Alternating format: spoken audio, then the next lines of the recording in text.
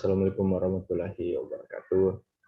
Teman-teman sekalian, pada kesempatan kali ini kami akan mengulas sedikit tentang Corvallis ASN mengenai akuntabilitas tentang potret layanan yang ada di Indonesia saat ini.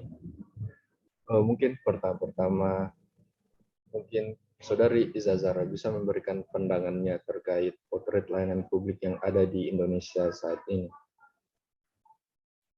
Baiklah, jadi menurut saya tentang pelayanan publik di Indonesia itu masih kurang baik, ditandai pada paradigma deregulasi setengah hati, di mana pemerintah memilih sektor tertentu untuk dideregulasi yang pertimbangan utamanya bukan untuk pencapaian efisiensi pelayanan publik, tapi hanya untuk keamanan bisnis antara pejabat negara dan pengusaha besar. Sesuai dengan pandangan Saudara Isa tadi, saya juga setuju pelayanan publik di Indonesia masih kurang baik.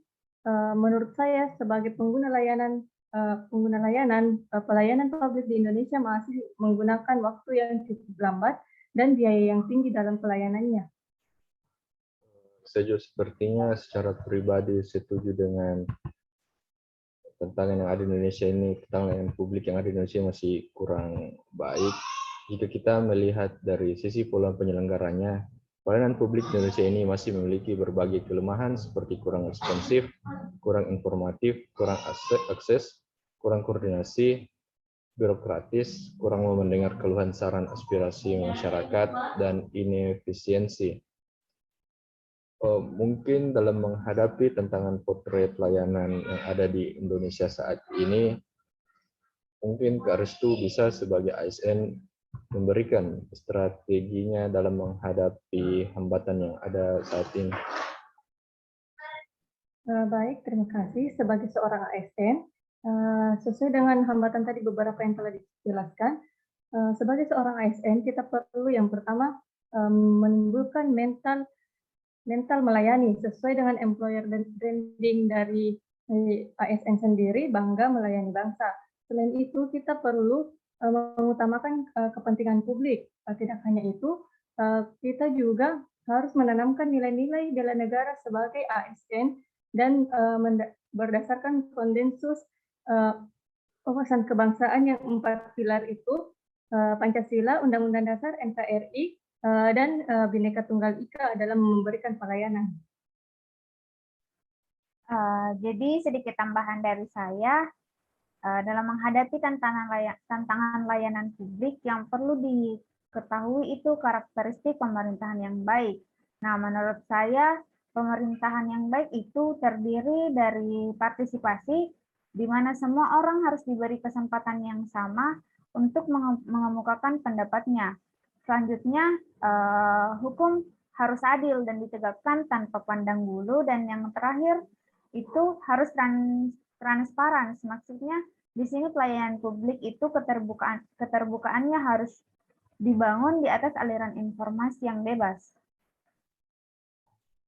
Saya juga strategi dari yang diberikan Saudari Iza Zahra, saya cukup setuju dengan perspektif good governance, karena dalam mengatasi masalah pelayanan publik di Indonesia, hal ini juga sesuai dengan dasar negara Pancasila, khususnya pada sila keempat yang menekankan pada musyawarah mufakat. Dalam hal ini adanya kesepakatan antara pemerintah selaku pemberi layanan dengan warga sebagai penerima layanan.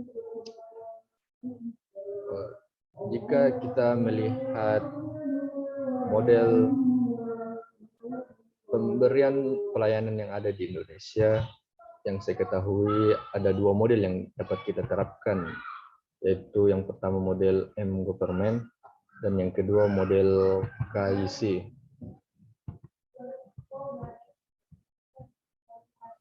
Menurut saya, model layanan yang cocok diterapkan di Indonesia itu model M-Government, di mana model M-Government itu sendiri merupakan bentuk pelayanan yang berbasis IT sehingga dapat lebih mudah dan efisien dalam melayani masyarakat.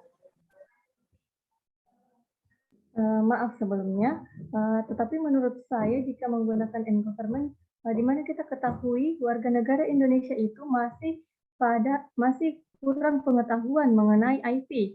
atau bisa dikatakan literasi digitalnya masih kurang.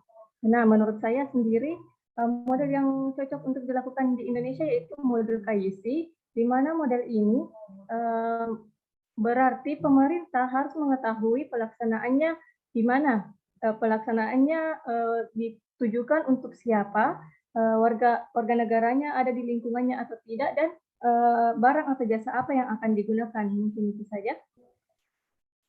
Saya juga lebih setuju dengan model KYC yang disarankan oleh saudari Restu, karena kita juga sebagai ASN harus memperhatikan kondisi dan situasi masyarakat yang akan kita hadapi.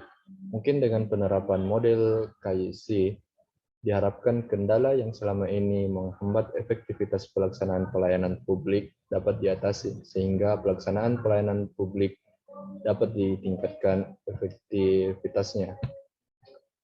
Jadi mungkin teman-teman, sekian ulasan dari kami yang dapat kami berikan mengenai corporate akuntabilitas, mengenai potret layanan publik yang ada di Indonesia saat ini. Saya Muhammad Fadli Nur Alim, Andi Restu Firadika, dan Iza Zahra. Terima kasih.